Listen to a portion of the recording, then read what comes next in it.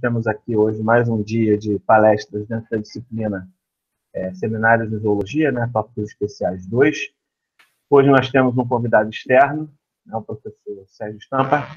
Ele é graduado em Ciências Biológicas pela Universidade de Mogi das Cruzes, mestre em Ciências Biológicas e doutor, ambos pela Universidade de São Paulo, e livre-docente pela Universidade Estadual Paulista Júlio de Mesquita Filho. Ele trabalhou durante 2 anos no projeto OBIS, que é o Sistema de Informações Biogeográficas dos Oceanos. Tem experiência em zoologia marinha, com ênfase em quinidária, atuando principalmente nos temas ciclo de vida, reprodução, sistemática, evolução, filogeografia e DNA barcoding. Atualmente é professor associado na Universidade Estadual Paulista Júlio de Mesquita Filho, Faculdade de Ciências e Letras de Assis. É orientador nos programas de pós-graduação em Biociências, Unesp Assis, Ciências Biológicas e Zoologia, Unesp e IBB Botucatu, e Biodiversidade Aquática, Unesp e CLP São Vicente. E é bolsista de produtividade CNPq nível 2. Eu agradeço mais uma vez a disponibilidade do professor Sérgio e passo a palavra para ele. Obrigado, Eduardo. Boa tarde a todos, né? Então, primeiro agradecendo a presença de todos, né, para falar um pouquinho sobre quinidária. O intuito dessa palestra, dessa aulinha, né, vamos dizer assim, é mais realmente discutir, mostrar para vocês alguns padrões gerais. Como o Eduardo comentou, eu sei que há uma diferença grande de interesses aqui na disciplina, então eu montei uma aula bem geral, e aí se tiver interesses mais focados em determinados grupos ou âmbitos específicos, vocês podem me perguntar depois da palestra, que a gente pode discutir aí, tempo livre, vamos dizer assim, tá? Então eu vou começar a apresentar, e aí eu começo a falar para vocês um pouquinho sobre esse grupo que, modéstia à parte, é o grupo mais bonito e mais interessante de toda a zoologia, né? Então isso tem que ser aceito, é um dogma, né? Não há discussão sobre isso. E a gente vai falar um pouquinho mais sobre eles. Bom, então, como o Eduardo já comentou, eu sou professor da Unesp, né? Então, eu atuo no campus de Assis, aqui no interior de São Paulo, mas sempre a gente fala dos nossos bichos. Mas a gente acaba atuando em vários campos, porque a Unesp é uma coisa integrada, né? Então, a gente acaba atuando em vários, né? Então, como o Eduardo comentou, eu oriento pela Unesp de Botucatu, no programa de Zoologia, e pela Unesp de São Vicente, pelo programa de Biodiversidade Aquática, né? Então, esses campos aí. Bom, então, por que a gente trabalha tanto com quinidária, né? Então, só para começar, para dar um exemplo da importância de quinidária, só olhar os livros textos que a gente tem disponíveis hoje, né? Então, isso já começa a marcar a importância, né? Então, vendo aqui, por exemplo, as últimas versões, por exemplo, do Brusca, do Rupert Fox e Barnes, o que a gente tem? A capa, né, 100% quinidária. Então, aí já começa mostrando a importância desses grupos, né? Então, já começa a definir, já começa a mostrar aquilo que eu comentei antes com vocês, da importância do grupo, né? A questão é que, além de serem animais muito chamativos, né, eles são muito diferentes do hábito de vida comum que a gente tem dentro dos vertebrados, né? Isso acaba levando a um interesse meio daquela coisa de querer entender coisas diferentes, organismos muito diferentes, e isso leva a esse interesse bastante recorrente, principalmente da questão, assim, de entender o que é aquele animal tão diferente, tão bizarro às vezes, né? Pensando, por exemplo, principalmente numa água viva, o que é aquele organismo tão diferente, tão fora do padrão, né? Então isso acabou acarretando uma linha de pesquisa bastante longa em quinidária. Então a gente tem dados de observações de quinidária que datam muito antes de Cristo, por exemplo, ali, em algumas observações já de Aristóteles, discutindo sobre a essência da vida nesses animais, né, observando uma anêmona, uma água-viva, e falando como que um animal, ou pelo menos um ser, né, naquela época, tão diferente, tão, vamos dizer assim, com a forma corporal tão distinta e tão parecida, no caso, com uma planta, teria a sua essência vital ligada, né? Então, isso era uma discussão filosófica bastante interessante e que até hoje acaba suscitando muitas discussões relacionadas com isso. E Cnidaria é um dos grupos, uma das primeiras ramificações no grupo dos Metazoa, né?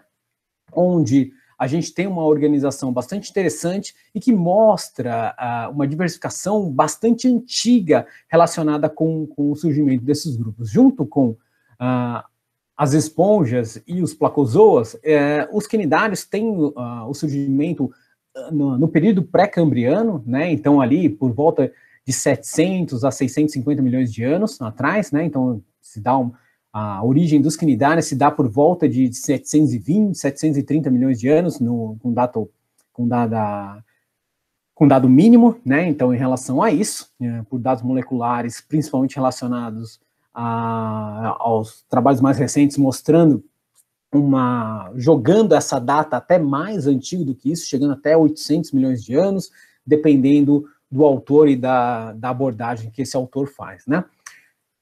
E por todas as discussões, Cnidaria é sempre caracterizada pela relação que a gente tem de um ciclo de vida mais complexo. Então, olhando pela reconstrução filogenética, o que a gente tem, atribuindo a Cnidaria como a segunda ramificação importante ali dentro da filogenia dos animais, a gente tem o primeiro grupo onde apresenta a formação de um tecido verdadeiro, com uma membrana basal verdadeira, uma lâmina basal verdadeira, organizando esse tecido, vamos dizer assim, mais consistentemente, diferente do que a gente vai encontrar na grande maioria das esponjas, dos porífera, onde a organização tecidual não está presente, né, ou pelo menos não de uma forma clássica do como a gente integra. E principalmente a organização de um sistema digestivo, um sistema alimentar, onde vai ter uma regionalização do sistema de digestão, né, onde vai ocorrer a distribuição desse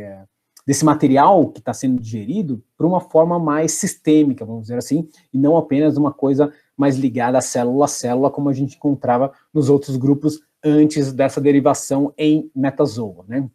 Então, olhando na filogenia ali dos Opisthoconta como todo, né, pensando na derivação ali dos fungos e depois dos Choanoflagellata, e aí o surgimento dos porífera, a gente tem essa organização onde a evolução levou, né, ou pelo menos foi selecionado, um padrão corporal onde se começa a ter uma forma interna, ou pelo menos uma cavidade interna, onde se começa a ter processos de digestão e processos de, vamos dizer assim, de excreção, ainda por uma única regionalização, ou seja, um único poro, né? Apesar que alguns cnidários apresentam um segundo poro funcional, mas a maioria deles apresenta apenas uma região oral, onde sai a eliminação dos excretos, acaba ocorrendo também. Em alguns grupos muito pontuais ocorre um segundo poro de liberação, mas é uma coisa bastante controversa ainda, vamos dizer assim, relacionado com isso. Uma das principais características de Cnidaria, o que a gente reconhece como Cnidaria, são ciclos de vida bastante distintos, né? Onde a gente encontra organismos que têm uma fase do ciclo de vida predominante ligado ao ambiente bentônico, ou seja, animais que ficam no substrato, ligados a diferentes substratos, no caso, né?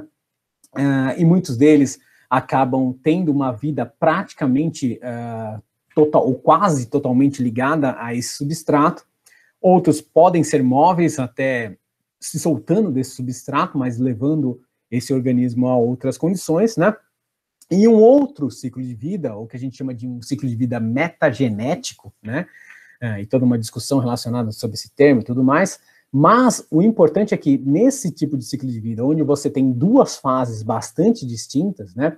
Onde a gente tem uma fase importante, que é a fase do pólipo, que vai ser muito parecido com aquele outro que só vive no substrato, tá? E uma outra fase do ciclo de vida, aí sim, que é produzido por essa primeira, que é a fase vágio, que a gente chama, ou seja, um ciclo de vida onde você tem um outro organismo, uma outra entidade, né, que há uma discussão bastante interessante, porque o que acontece é que esse organismo é parte do organismo anterior, né, então um dos poucos animais que o mesmo organismo, né, o mesmo tecido está vivendo ao mesmo tempo em duas entidades separadas, né, que é produzida, que a gente chama naturalmente de água-viva e todas as variações relacionadas com isso, né? Então, é bem distinto o que a gente pode encontrar de variações no ciclo de vida dentro desses organismos, e a parte que mais chama a atenção, e chamou a atenção historicamente, vem chamando a atenção de pesquisadores relacionados com isso, né? Porque acaba levando a um interesse bastante grande de pessoas mais distintas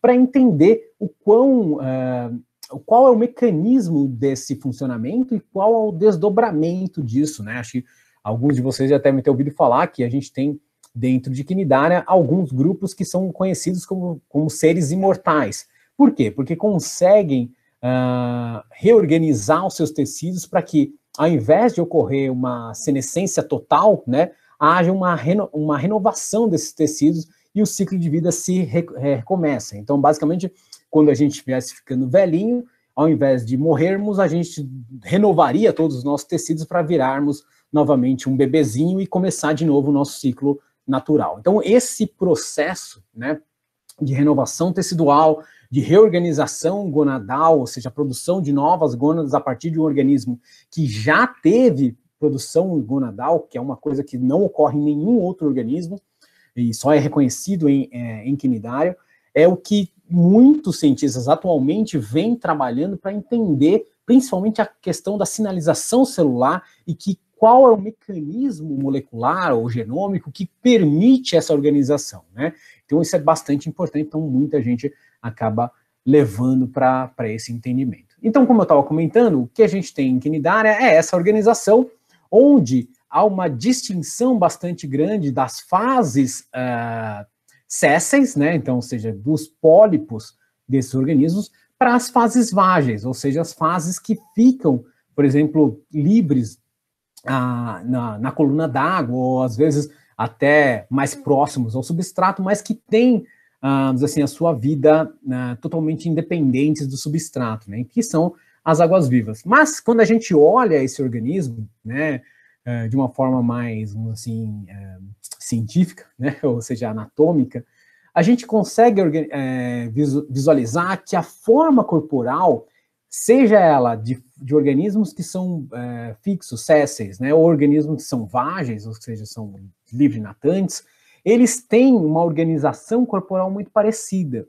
Então, o que acontece é que a presença apenas de dois folhetos embrionários, né, uma ectoderme e uma endoderme, né, apenas é uma endoderme, então que é isso que eles apresentam nesse organismo, então esses organismos não apresentam uma mesoderme verdadeira, então o tecido que eles têm, ou pelo menos as células que eles têm entre a ectoderme e a endoderme não é uma mesoderme verdadeira, ou seja, não há a produção de uma mesoderme verdadeira. Então o que acontece é que há uma limitação na formação de estruturas internas no corpo, né? Então esses organismos, eles são bastante simplificados no seu plano corporal geral por causa dessa limitação. Então quando a gente olha esses organismos, a gente consegue ver que eles têm uma única porta, vamos dizer assim, de entrada e saída, né, que é a região oral, que a gente chama de uma região oral, uma cavidade grande interna, que é a cavidade gastrovascular, que nós chamamos, né, porque eles fazem essas duas atribuições, tanto da parte gástrica, quanto também da distribuição e também da evacuação, né, então, uma cavidade gastrovascular, que a gente chama, né, mas o que acontece? Ele não tem como formar, por exemplo, uma estrutura de intestino, alguma coisa do tipo, por quê? Ele não tem o terceiro folheto embrionário, que seria normalmente associado à produção de algum órgão interno, né? Então isso acaba limitando. O máximo que eles vão desenvolver são estruturas de maior contato, vamos dizer assim, com a parte alimentar, que são mesentérios, que são muitas vezes apenas ramificações da parte endodermal, né? Então, boa parte desses mesentérios, desses organismos, tem uma derivação da parte endodermal, ou seja, dessa derme que está relacionado com a parte de digestão, né? Que muitos autores chamam de gastroderme também, mas tanto faz, né? relacionado com isso, mas nada de origem de terceiro folheto embrionário ou algo do tipo, né? Então é bem nesse sentido. Alguns desses quinidários, eles conseguem, mesmo com essa limitação que eu comentei com vocês, eles conseguem, assim, uma organização um pouco mais complexa por causa dessa variação dessa endoderme, mostrando uma configuração de estruturas bastante curiosas, muitas vezes com uma complexidade bastante grande, né, chegando a uma organização interna, né, onde você consegue ver uma série de mesentérios, né, que são paredes corporais, que tem a função, principalmente, de um aumento do contato com a zona onde está ocorrendo a digestão para melhorar a absorção do alimento, né, mas também servindo de aparato para o quê? Para a parte reprodutiva, né? Então, como esses organismos têm bastante limitação em relação à parte de produção de gametas, o que acontece é que essas paredes acabam servindo de substrato, né, ou basicamente de suporte, onde a parte gonadal vai se desenvolver e ali sim os gametas serão maturados para posterior liberação, se for o caso, né? Onde também são desenvolvidos artefatos de defesa, como é o caso de algumas anêmonas que produzem o que a gente chama de acôncio, que são nada mais do que ramificações desses mesentérios, né? Então, do que a gente chama do filamento mesentério, que é a bordinha desse mesentério, e que são utilizados como se fossem arpões, né? Liberados para a parte externa do corpo a partir de alguns poros localizados, né? Então, quando a gente olha na parte anatômica desses organismos, muitas vezes eles são bastante complexos. Então, quando a gente fala sobre simetria nesses organismos, a simetria externa, né, só a parte morfológica desse organismo, a gente tem a simetria clássica radial, né?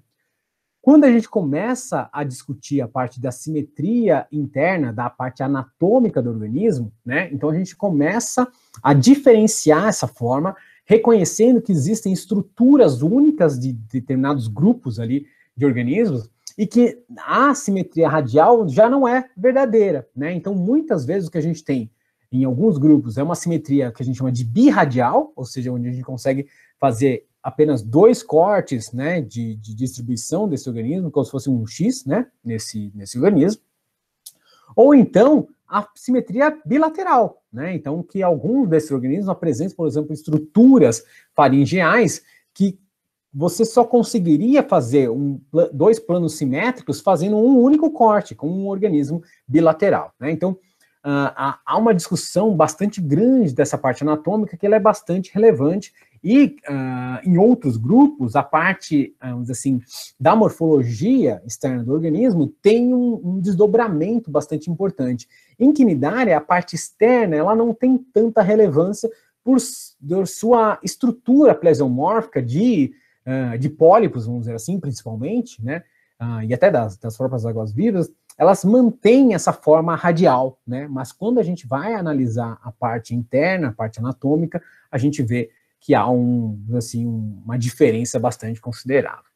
E hoje em dia há uma discussão bastante grande, eu não vou entrar nos grupos parasitas aqui, acho que ainda não é uma coisa muito estruturada ainda, para uma discussão mais ampla, mas o que a gente tem hoje com uma discussão mais estabelecida é uma dicotomia bastante interessante entre medusozoa e antozoa, ou antozoária, depende aí do gosto do cliente, onde você tem organismos que apresentam água-viva e organismos que não têm uma água-viva no ciclo de vida e que, para a questão de dispersão, acabaram encontrando outras soluções relacionadas com a parte de dispersão dos organismos durante o ciclo de vida.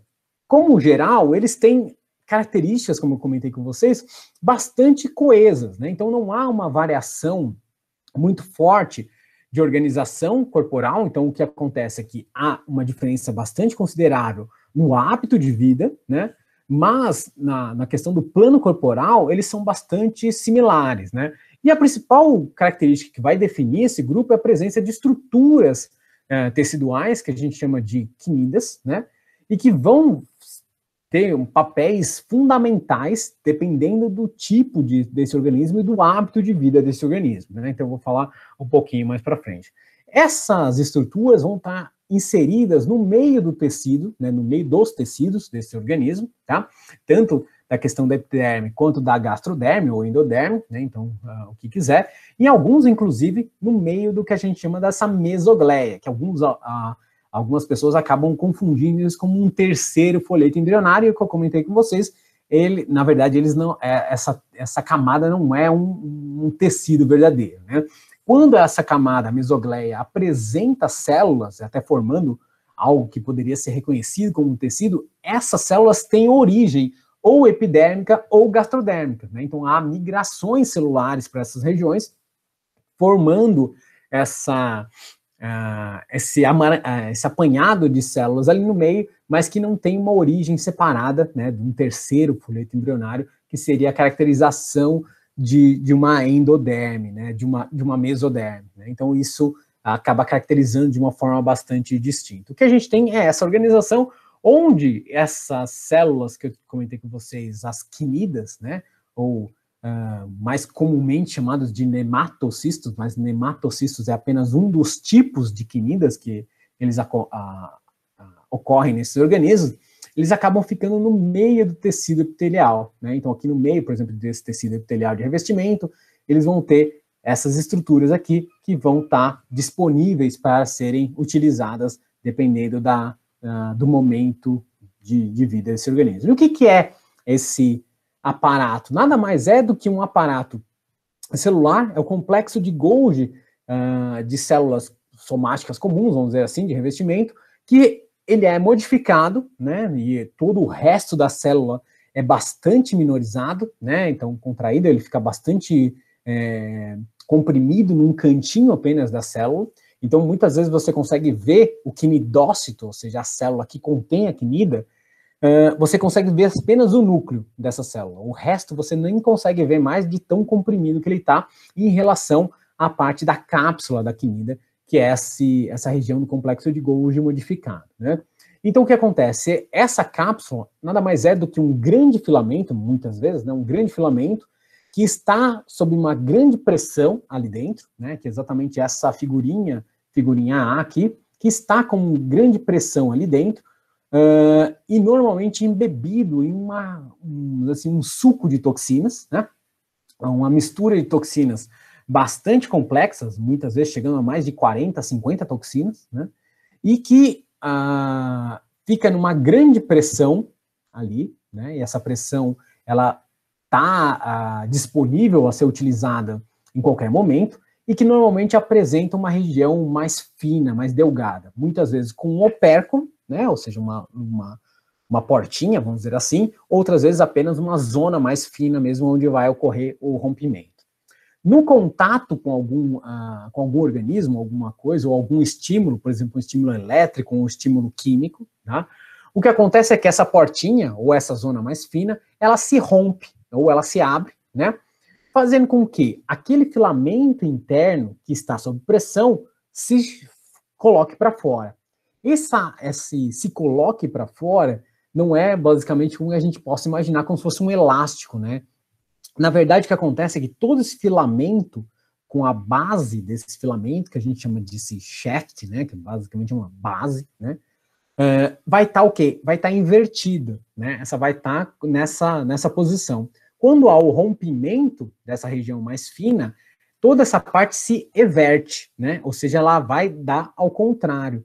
Essa abertura ao contrário, ela faz uma pressão muito forte, né? Nesse primeiro momento, fazendo, principalmente com a associação de uma série de dentículos e espinhos, né? Fazendo o quê? Um rompimento do tecido onde esse organismo entrou em contato. Então, por exemplo, se fosse a nossa derme, nossa pele, o que aconteceria? Esse primeiro contato faria o quê? Um micro machucado, né? E aí, depois desse rompimento do tecido, o filamento interno, que está lá ainda sob pressão e embebido nas toxinas, ele é totalmente inoculado por esse canalzinho que foi feito, vamos dizer assim, por esses espinhos, né? E aí, esse canalzinho, ele vai sendo formado por esse filamento, e a toxina é transmitida, vamos dizer assim, é encaminhada da cápsula para o organismo que entrou em contato. Então, é um mecanismo bastante complexo, mas, ao mesmo tempo, extremamente rápido, né? Fazendo com que haja um contato do tecido do organismo, tá? Com o tecido de outro organismo, né?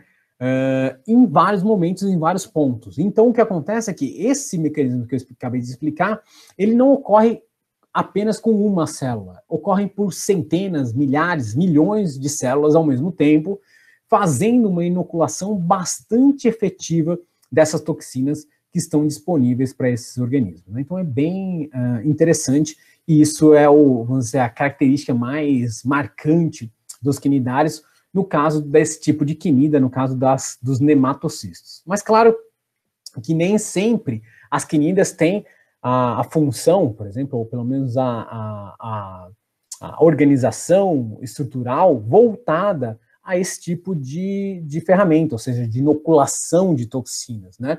Outros tipos de quinidas também são encontrados em quinidários, nos quais essas quinidas são muito mais utilizadas para a parte de construção ou aglutinação de estruturas, por exemplo, alimentares ou coisas do tipo, né? Então, aqui eu trouxe um exemplo de um tipo diferente de quinida, no caso, o piticocisto, né? Que é o tipo mais raro de quinida, que é utilizado exclusivamente para a produção dessa estrutura aqui, né? Que vocês podem ver, que é um tubo, né? Em volta do corpo. Né? Então, essa aqui é uma anêmona de tubo, né, um cerianto, no qual esses organismos produzem esse tipo de tubo aqui, que é um tubo que parece bastante membranáceo, né, meio mole, né, e que muitas vezes ele é bastante grande, chegando a quase 1 metro de comprimento, muitas vezes ficando metade para fora do substrato, metade para dentro do substrato, e esse organismo vai produzindo esse tipo de tubo ao longo da vida, né? Muitas vezes ao longo da vida, né? Apenas utilizando esse filamento. Então, uma quinida aí que não passa muito de uns 60 micrômetros de comprimento, 70 micrômetros de comprimento, ele tem dentro dessa cápsula, né? Um filamento que pode chegar até mais de 7 centímetros de comprimento, tá? Então, há um dobramento muito grande dessa cápsula, né, desse filamento dentro da cápsula, e quando ocorre o rompimento, ele sai com bastante velocidade, e no caso aqui do piticocisto, ele vai fazer o quê? Ele vai organizar esse filamento com uma forma bastante coerente de organização, fazendo com que ocorra a organização de uma forma bastante interessante, né? O outro tipo, que é bastante conhecido também, né, é o espirocisto, que ele é muito encontrado em vários dessas formas corporais, né, onde existem algumas organizações relacionadas com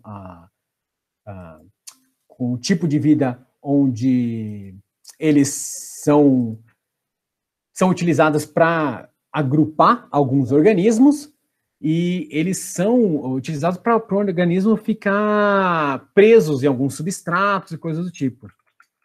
Então, os esporocistas têm essa função de organização corporal para, principalmente, grudar o organismo em substratos bastante diferenciados, né? Então, permitindo que o organismo fique de uma forma, ficar grudado em alguma coisa, permitindo que esse organismo fique preso em alguma coisa, e também, ao mesmo tempo, ele consiga grudar estruturas nos tentáculos, permitindo que esse organismo se alimente de uma forma adequada, com diferentes tipos de organismos, né? Então, permitindo que esse organismo possa se alimentar de uma forma mais efetiva, né? E aí, a parte do ciclo de vida que eu estava comentando antes com vocês, que é a parte mais curiosa e a parte que tem maior, assim, demanda de interesse científico, que é a parte da do reconhecimento do ciclo de vida, ou pelo menos das variações que são encontradas. Então, boa parte dos quinidários, quase um pouco menos da metade do que a gente tem no número de espécies hoje, né? Então, quinidária atualmente tem por volta de 14 a 15 mil espécies, né? Descrita aí pensando no grupo que acabou de entrar, né? De endoquinidozoa, que a gente chama, que é um grupo parasítico. Então, praticamente metade desse grupo apresenta um estágio vágio, né, que a gente chama, ou seja, de águas vivas, e que vão viver no ambiente planctônico, na coluna da água. Esses organismos acabam tendo uma atuação bastante diferenciada daqueles que vão viver apenas no substrato, né? Então, essa diferença, principalmente do lado ecológico, vamos dizer assim, de atuação de nicho alimentar, de nicho trófico, é que ele é bastante discutido e bastante interessante, porque muitas vezes o que a gente tem é uma atuação dos pólipos em um nicho trófico bastante restrito, né, principalmente naqueles que têm pólipos muito pequenininhos, né, então muitas dessas águas-vivas que a gente vê, que tem águas-vivas bastante grandes, quase 2 metros de diâmetro, por exemplo, os pólipos que dão origem a esses organismos, eles são muito pequenos, não passando muito de 1 centímetro de comprimento, né? Então, a atuação trófica desses organismos é bastante distoante, né? Então, isso é uma parte do reconhecimento e da discussão evolutiva muito relevante, né? Então, há discussões, por exemplo, da grande diversidade dos hexápodas, né? Então, dos insetos, relacionado com essa diferença no ciclo de vida, onde a larva vive em um tipo de ambiente e o adulto vive em outro tipo de ambiente, dando essa uma das principais forças de diversificação que a gente tem nesses grupos.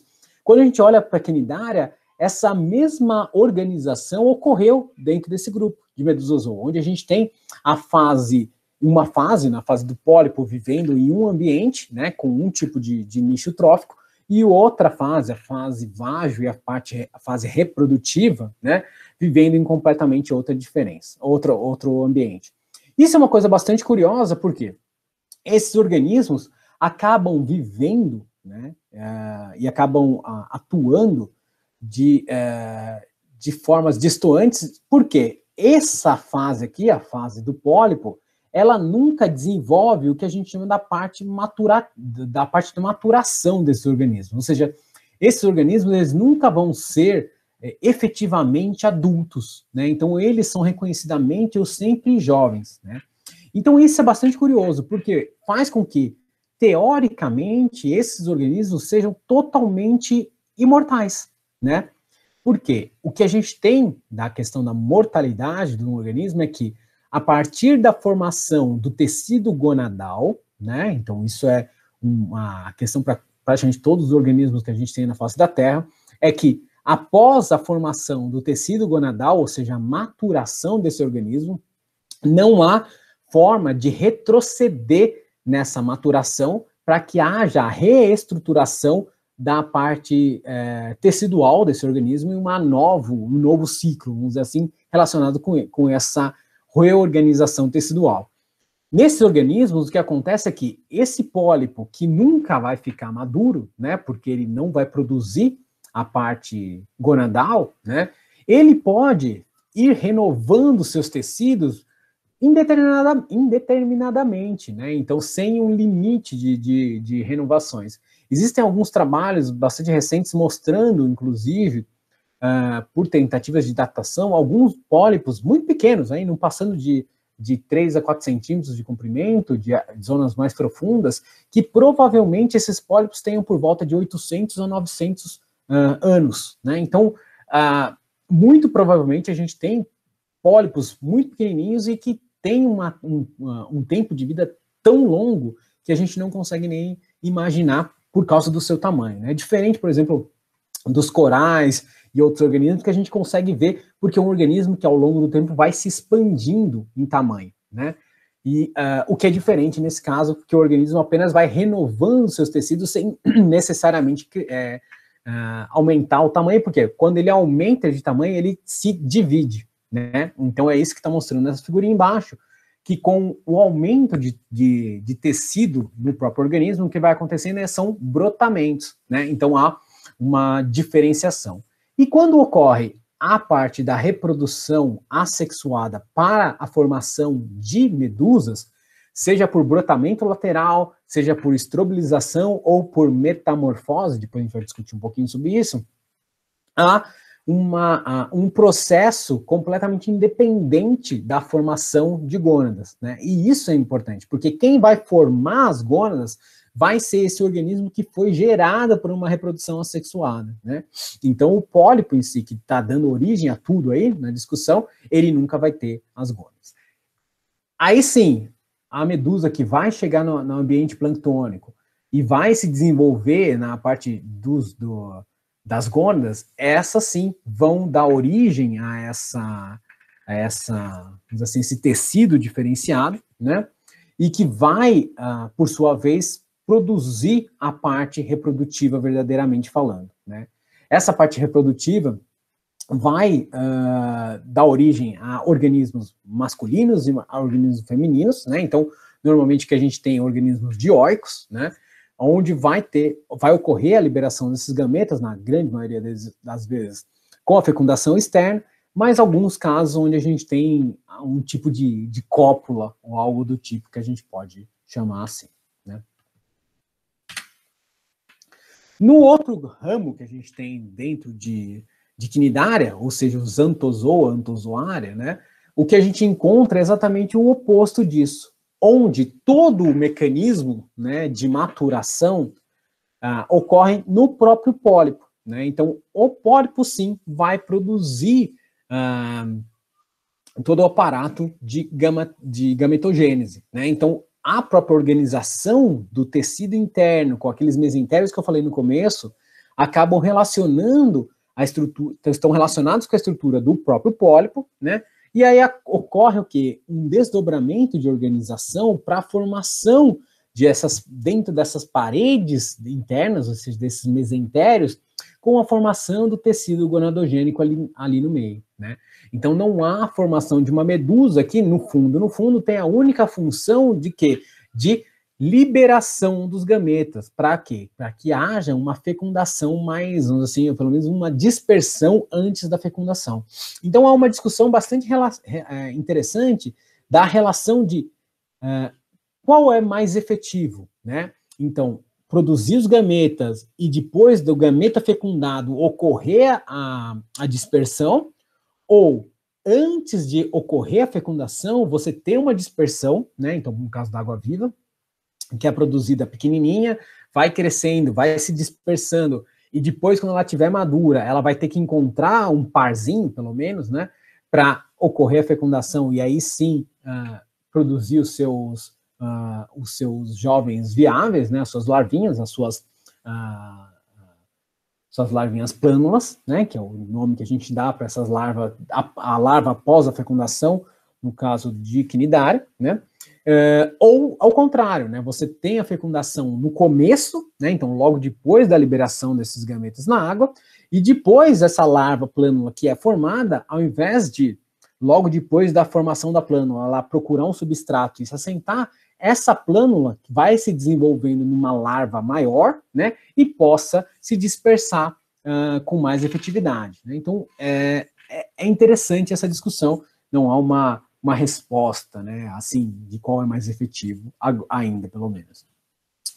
E o que se dá em quinidária é que há uma variação muito grande desse ciclo de vida clássico que eu mostrei para vocês. Então, eu falei para vocês um ciclo de vida clássico em Medusozoa e o ciclo de vida clássico em Anthozoa. Só que o que a gente já reconhece é que existem mais de 90 tipos de variações dentro desses dois tipos variáveis que eu comentei com vocês.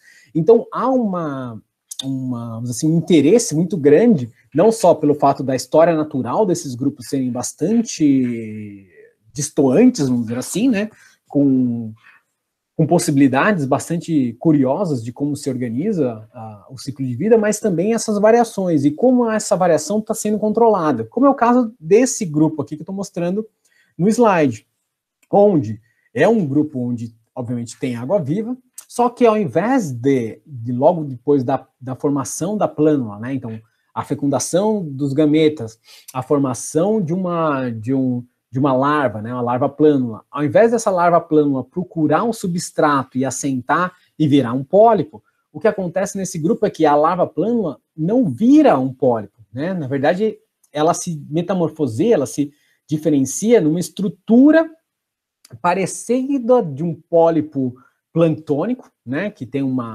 parece um sino ali, né? Só que fica na coluna d'água o tempo todo, e esse sino vai se metamorfosear diretamente a uma água-viva de novo. Então não há a formação de uma colônia, de um pólipo, alguma coisa do tipo, porque esse organismo fica o tempo todo na coluna d'água. Então há variações bastante interessantes, e como essa variação evoluiu dentro desses grupos ainda é uma incógnita bastante curiosa, né? Então há discussões bastante interessantes de como o ciclo de vida evoluiu dentro desses grupos, e como o mecanismo molecular de estruturação desses mecanismos já estava presente em boa parte desses grupos, né? Então, o que a gente tem é que as ramificações mais antigas, vamos dizer assim, as primeiras ramificações dentro do grupo já tem um artefato, um arsenal molecular bastante próprio de organização dos ciclos de vida, principalmente da produção de água-viva, né? Então, a gente já sabe que, por exemplo, existem no mínimo 9 a 10 sets de genes que definem o que é uma água-viva, né? Então, existia até recentemente uma discussão sobre o gene da água-viva, se existia um gene que marcaria o desenvolvimento da água-viva, e recentemente foi visto que não, na verdade não é um gene que define a água-viva, ou que, pelo menos a produção da água-viva, mas sim 9 a 10 regiões gênicas que são diferentes em relação a Anthozoa e Medusozoa, em relação à parte da expressão gênica. Mas o mais curioso é que essa parte da estruturação gênica, ela já estava presente em Anthozoa, né? Então, a discussão de quem veio primeiro acaba sendo, vamos dizer assim, secundarizada, porque se a organização da água-viva pelo menos a possibilidade de ter uma água-viva já estava presente nos grupos de Anthozoa, então talvez essa discussão de quem veio primeiro não faça muito sentido, né? Porque talvez quem veio primeiro já nem exista mais, né? Então é bem nesse sentido. Então é muito curioso, então por isso que muita gente acaba trabalhando por esse lado. Então o que a gente tem são esses 3 grupos, né? Que eu vou falar um pouquinho para vocês deles, que estão relacionados com a organização atual do que a gente tem em Quinidária, né? Então Anthozoa, Endoquinidozoa e Medusozoa, né? E essa proposta, né, de divisão, ela não é muito recente, né? Ela é bastante antiga.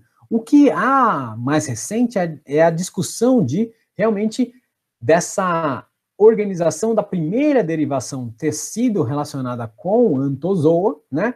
E a derivação mais recente, vamos dizer assim, né?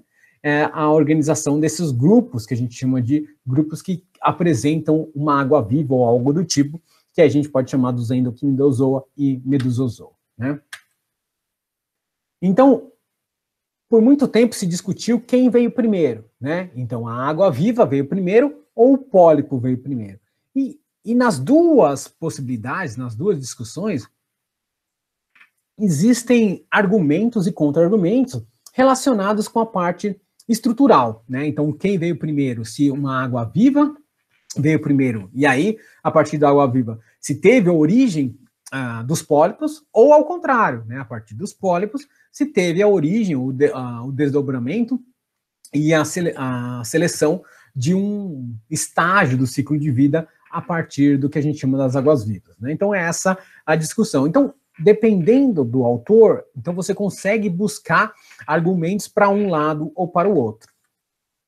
Então, relacionados com isso, são artigos, são trabalhos, vamos dizer assim, bastante antigos, chegando a discussões que já começaram aí no final do século XIX, né? Então aí tem mais de 100 anos de discussões relacionadas com essa organização, né?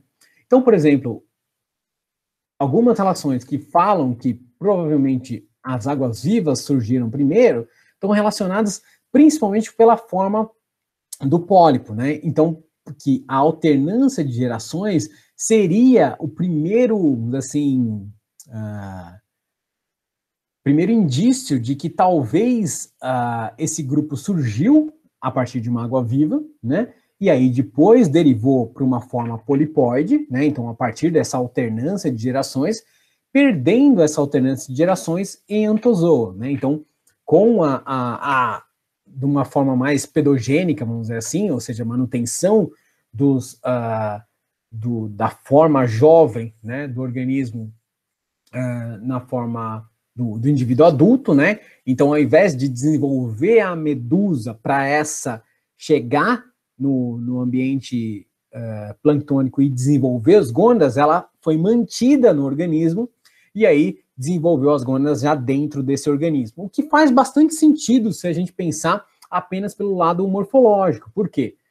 Em muitos casos, dentro do grupo dos hidrozoa, né, acho que vocês devem lembrar das aulas de zoologia, hidrozoa apresenta muitos grupos onde você tem colônias de pólipos, ou seja, grupos coloniais onde você tem diferenças de estruturação, né? Então, alguns grupos relacionados com a produção de medusas, algumas estruturas corporais relacionadas com a produção de gametas e outras coisas do tipo.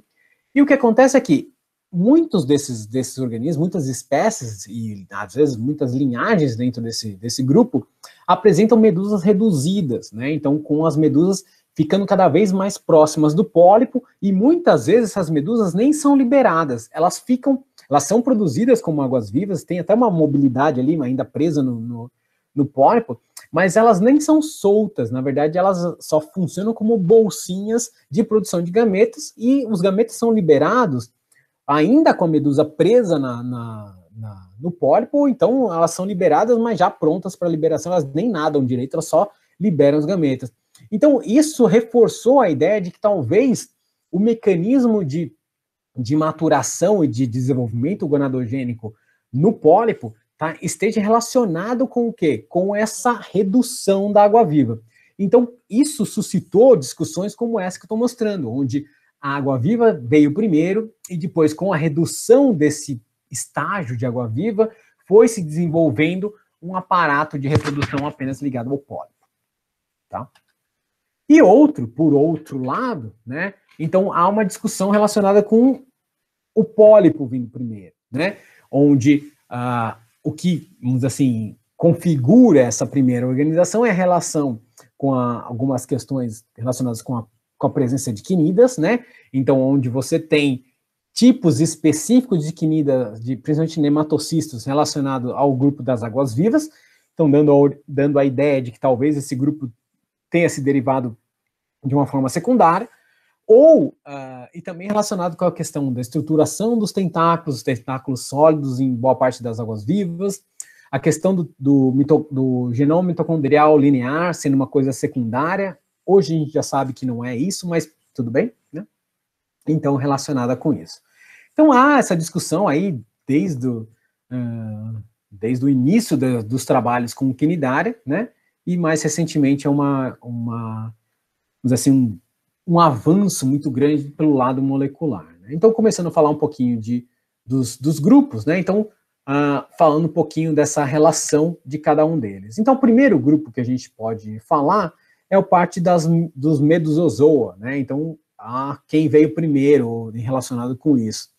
Então, o que a gente tem dentro de Medusozoa, um grupo mais distinto, vamos dizer assim, dentro dos Medusozoa, e que cada vez mais vem ganhando força como a primeira derivação dentro do grupo dos Medusozoa, é o que a gente chama dos Staurozoa, né? Que nada mais são do que estruturas que lembram uma medusa ou um pólipo, dependendo do momento do ciclo de vida, e que, diferente da grande maioria das águas-vivas, elas ficam presas, elas ficam ali grudadinhas no substrato, né? E fazendo com que esse organismo não se libere desse substrato, né? Ela sofre um tipo de metamorfose, tá? Como se ela fosse produzir uma água-viva, só que ela nunca perde o pedúnculo, né? Então ela fica o tempo todo ali dentro. Só que o que acontece é que na zona onde teoricamente se deveria desenvolver as gônadas numa água-viva, ocorre o desenvolvimento das gônadas nessa estrutura, então, a formação de uma gônada clássica, onde há a liberação pela região oral dos gametas masculino e feminino desse organismo, com a produção de uma plânula específica dentro desse grupo, e que vai se multiplicar muitas vezes, né, produzindo um aparato intermediário entre o primeiro pólipo, o pólipo inicial, que a gente chama, esse estauropólipo inicial, que muitas vezes é chamado de microhídrula, né, que é parece uma bolinha, e que muitas vezes pode ir produzindo estágios de resistência a partir desse momento. E aí vai formando um novo pólipo, né, depois desse estágio inicial de resistência, vai formando um novo pólipo que vai se desenvolvendo, podendo novamente ter esses estágios de resistência, dependendo do ambiente. Ninguém entende ainda exatamente o porquê ele consegue fazer, o porquê ele faz isso, né? Não porque ele consegue, mas porque ele faz, mas reproduzindo esse aparato de uma forma interessante, né? E aí se desenvolve, chegando ao pólipo intermediário, que já tem a forma, assim, de um pólipo mais clássico, e aí, quando ele chega à maturação, né, ele sofre essa metamorfose sem se liberar. Então, há a produção de estruturas sensoriais e tudo mais, ou seja, o organismo fica pronto para viver uma vida vágil, mas ele nunca vai ser vágil, né? Então, é bem interessante dentro desse grupo. E aí a gente passa para dentro desse grupo ainda dos acraspeda, ou seja, dentro do grupo dos medusozoa que produzem água-viva como fosse um guarda-chuva, né?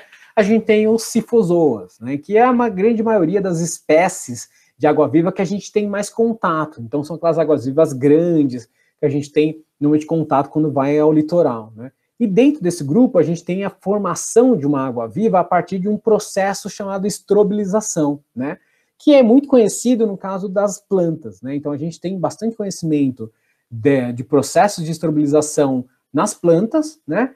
E nem tanto no caso dos animais. E aí, esse processo de estrobilização, ou seja, a formação de indivíduos a partir de um único indivíduo, a partir de fissões transversais, são chamadas de estrobilização. Esse processo ocorre em outros grupos, como no caso de plateumintos, né? Mas em Quinidária é bastante latente, né? E é bastante evidente, onde a gente consegue ver, principalmente por um animal não ser parasita, né? Onde a gente consegue ver que um pólipo, né, ele vai sofrendo essas divisões por reprodução assexuada, obviamente, né, com a formação de uma série de discos, né, e que cada um desses discos vai dar origem a uma éfida, que é o quê? Uma água-viva jovem, né? Então, esse processo de formação de águas-vivas dá origem ao quê? A um momento, um organismo, né, uma entidade completamente livre, né, que não está ligada ao ambiente, ao indivíduo que deu origem a esse organismo, mas mantém totalmente o genoma desse organismo inicial, né? Então, teoricamente, é como se você tivesse sempre uso essa analogia, se você tivesse a sua vidinha normal, e em determinado momento um braço seu se liberasse, né? E esse braço fosse viver a vidinha dele independente lá, né? Em qualquer momento, aquela estrutura que saiu de você continua sendo parte de você, mesmo que ele tenha a sua vida independente, né? Por quê? Ele não teve uma nova formação de tecido, é apenas uma multiplicação das células que já estavam ali, né? Então, há uma discussão assim, mais teórica relacionada com essa parte de identificação. É como se você tivesse, ao mesmo tempo, várias entidades de um mesmo corpo vivendo ao mesmo tempo. Então, para quem curte essa parte de filosofia da ciência, é bem interessante. Esse grupo é bem curioso por esse lado, né? E essa organização reprodutiva, ela varia bastante. Alguns grupos podem produzir várias águas-vivas ao mesmo tempo, né? Então, como está mostrando nessa figurinha A e F, né? Então, aqui o A é o pólipo sem a estrobilização, o F é o mesmo pólipo com a estrobilização, o B sem estrobilização e o G com estrobilização, já a medusinha já prontinha, o C sem estabilização e o H começando uma estabilização, né? Então aqui também o que a gente pode ver, o A e o F produzindo várias medusas, o B e o G, a produção de uma medusa muito grande, né? Bem maior do que o próprio pólipo, o C e o H, a produção de uma medusa razoavelmente pequena, né? O D, a produção de medusas dentro de um tubinho, né? Então existem espécies de Scyphozoa que tem um tubinho, e uma outra que depois eu vou falar um pouquinho mais para frente. E com o desenvolvimento desse grupo, né, o que a gente teve é essa organização, onde a gente tem a produção de águas-vivas, várias águas-vivas, podendo chegar a indivíduos bastante grandes, né? Então, por exemplo, esse pólipozinho aqui que não passa mais ou menos de 0,5 milímetro de diâmetro aqui, tá? De parte lateral a outra parte lateral, ele não vai passar de 0,5 milímetro de diâmetro, tá? Ele pode dar origem a águas-vivas que chegam facilmente a 40, 50 centímetros de diâmetro, né? Então é muito comum nesse caso, né? Então é bem interessante relacionado com isso. Um outro grupo, né? Então dentro dos Medusozoa, que a gente chama dos Acraspeda, né? A gente encontra o quê? Organismos que no ciclo de vida, ao invés de produzir águas-vivas por uma transformação, por brotamentos, né, ocorre o quê? Uma metamorfose, que lembra muito o que eu falei ali no comecinho dos Staurozoa, né? Então, ao invés do pólipo produzir por parte do seu corpo, pela parte aboral, por exemplo, oral, né, produzir as águas-vivas por um processo, por exemplo, a estrobilização, esses pólipos vão se modificar inteiramente, né? Então, toda a forma corporal vai se metamorfosear num outro indivíduo, dando origem à água viva, né? Então, aí o que acontece? O pólipo se desenvolve, né? Um pólipo muito simples, ele vai se desenvolver, em determinado momento, ocorre uma sinalização celular para que o pólipo inteiro se metamorfoseie numa água viva, né? Dando origem ao que a gente chama desses cubozoários, aquela famosa vespa do mar e coisas do tipo, né? Então, esse organismo, que no pólipo, ele não tem aparatos sensoriais, nada do tipo. Então, durante essa metamorfose, ele sofre esse momento de organização corporal, reorganização corporal, fazendo a região do guarda-chuva, né, uma nova boca relacionada com, oposta a essa região do guarda-chuva, e todos os órgãos sensoriais, incluindo aquela zona de roupalho, que a gente chama, que é a zona onde vai ter um olho bastante desenvolvido, que forma imagens, tudo. Eu acho que vocês já devem ter visto isso durante a graduação. Então, esse momento, né, de metamorfose é o que foi, por muito tempo, mantido e definido como o passo de definição do que é, ou pelo menos do que define o cubozoa, né? Mais recentemente, o que foi visto é que, na verdade, não é bem assim, né? Então, na verdade, o cubozoa, ele não tem uma metamorfose verdadeira. Na verdade, se você olhar com detalhe, o que acontece é o quê? Uma estrobilização, né? Então, esse trabalho aqui de 2017, depois outros que saíram subsequentes, mostram basicamente o que acontece, mostrando o quê? Que o pólipo, ele vai se diferenciando, né? Formando um estróbilo com apenas uma água viva, né?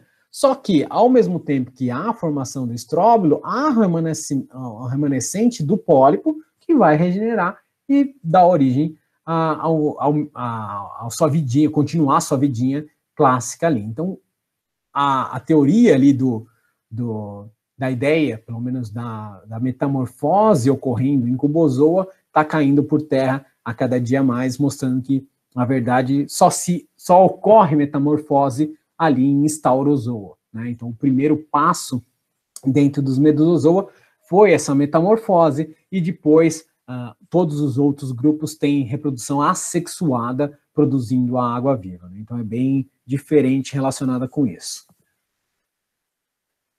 Aí, o que a gente tem, então, dessa primeira ramificação que eu falei para vocês, a gente tem uma outra ramificação, que são os hidrozoa, onde a gente tem uma diferenciação muito grande, onde há uma discussão bastante interessante sobre a relação de grupos, né? Então, quais esses grupos estão associados a tipos de substratos e coisas do tipo, Então é bastante complicado. A grande diferença que a gente consegue marcar bem é que a produção das águas-vivas dentro desse grupo está relacionada com a função de quê? De produção lateral das águas-vivas, né? Então, diferente do que a gente viu até agora, onde a produção era sempre apical, ou seja, na região oral, né? Então, por processos de estrobilização, por exemplo, o que acontece em hidrozoo é a produção lateral, onde há, por uma região lateral do corpo, seja de uma região pontual ou várias regiões, dependendo aí do grupo, a produção de água-viva lateralmente. Mas todo o resto do processo é bastante parecido, né? E nesse grupo, houve processos diferentes de desenvolvimento, mostrando que processo de formação de colônias, né? Então, dependendo do tipo de hábito desse grupo, e dentro dessas colônias, adaptações bastante curiosas, com algumas com regionalizações de funções, né? Então, com diferentes tipos de colônia, com colônias com zonas de zooides com funções diferentes, então zooides reprodutivos, zooides alimentares e coisas do tipo. Então, isso é bem diferente, vamos dizer assim, do que a gente tem padrões dos outros medusozoa que a gente encontra. E dando assim, um exemplo mais drástico dessa variação, o caso de uma caravela. Acho que boa parte de vocês já devem ter visto. Espero que só visto, não encostado, né? Porque não é muito agradável encostar nesses bichos. Com a formação de uma grande colônia, né? Então, que muitas pessoas acabam acreditando que isso é uma água-viva. Na verdade, não. Na verdade, este organismo vai dar origem à água-viva, uma água-viva reduzida, tudo bem, mas vai dar origem à água-viva, né? Por quê? Essas estruturas aqui nada mais são do que uma grande colônia, né? Que ao invés de estar preso ao substrato, né, ele está preso ao que? Um pneumatóforo, né? Que é um indivíduo inicial que deu a origem à colônia, né? E que é homólogo, por exemplo, aquele que vai estar preso ao substrato inicialmente para dar origem a uma colônia, né? E do outro lado do filo, que a gente tem é o grupo dos Anthozoa, né?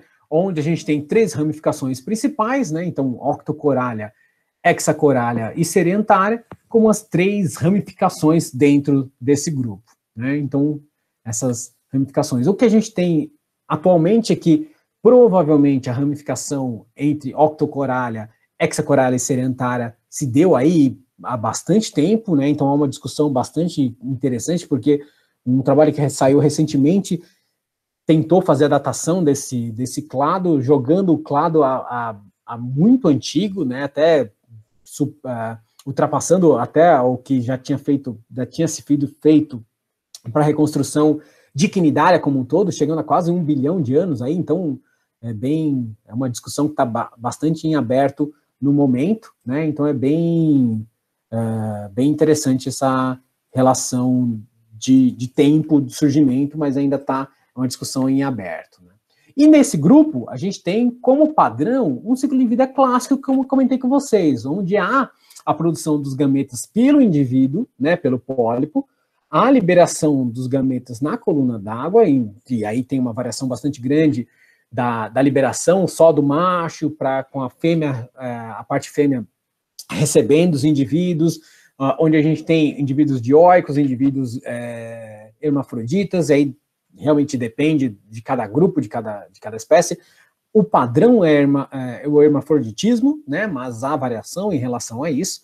Mas o interessante é que, diferente daquele padrão das águas-vivas de Medusozoa, onde a forma dispersiva vai ser a água-viva, e aí, no final do ciclo de vida, do desenvolvimento da água-viva, há necessidade de encontrar um par para liberação dos gametas e ocorrer a fecundação. Então não adianta nada uma água-viva dispersar 1000 quilômetros e aí chegar naquele lugar e tá sozinha, né? Então apenas um indivíduo, né? Então fica uma coisa dependente de que aquele indivíduo tenha outros indivíduos ao redor para que consiga assim, realizar a fecundação depois desse desenvolvimento.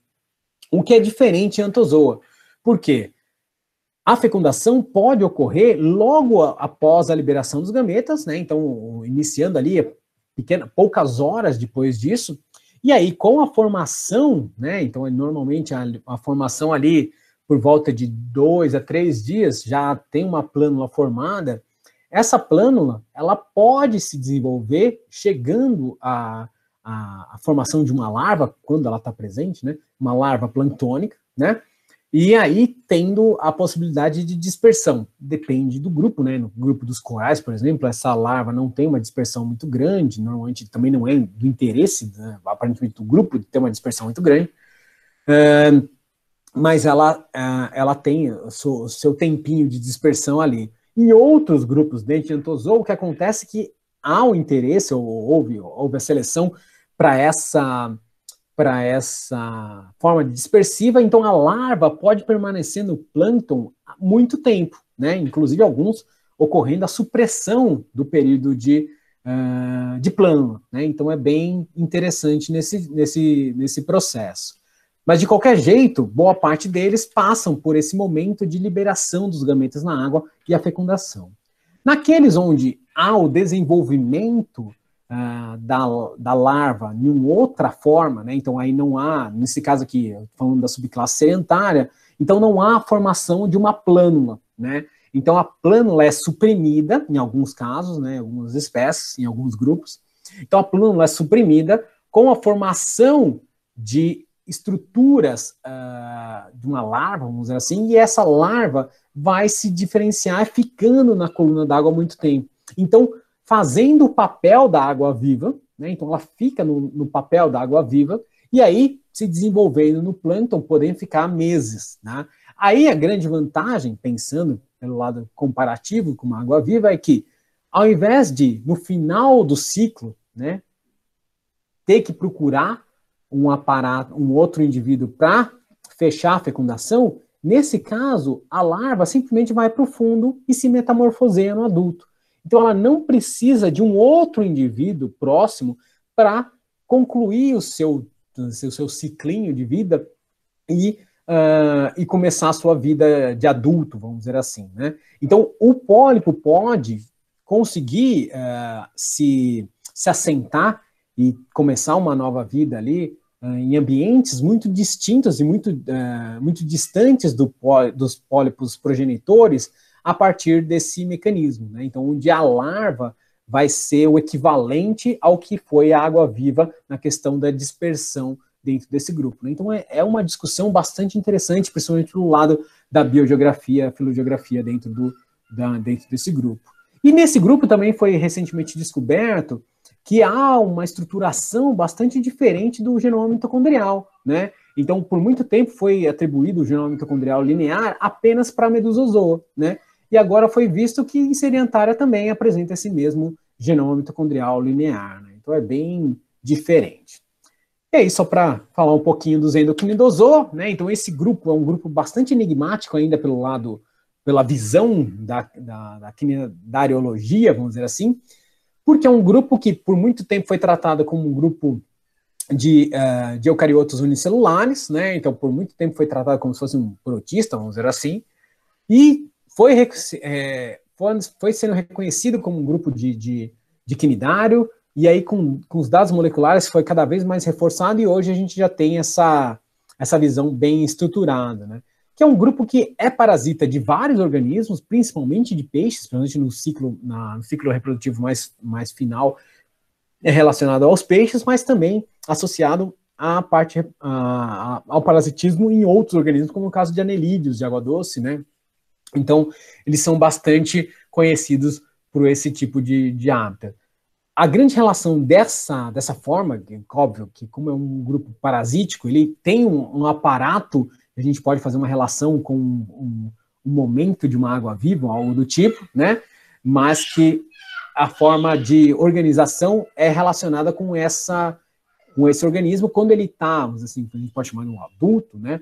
Ele tem essa forma onde ele apresenta normalmente 2 quinidas, né? Então aqui dentro a gente consegue ver 2 quinidas dentro desse organismo. Né? Então é bem diferente, vamos dizer assim, ainda tem bastante chão para entender a relação morfológica, se for possível entender a discussão entre esses 2 grupos. Né?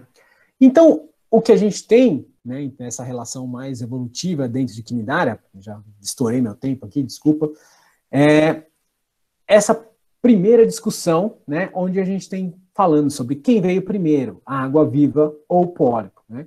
E aqui eu trago duas visões que acho que provavelmente vocês devem ter visto nos livros textos, né?